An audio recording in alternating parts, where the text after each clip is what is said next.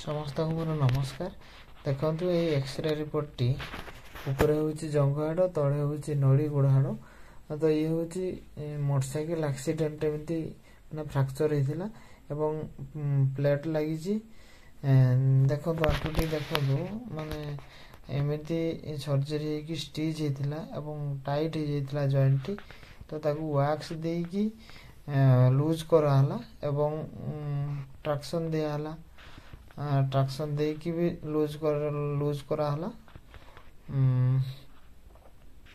तापरे एबे machine recently machine लगुची एवं क्वाड्रिसेप रो तार पावर आसी जाइए एवं ये पेशेंट टी बहुत शीघ्र रिकवरी हो गला।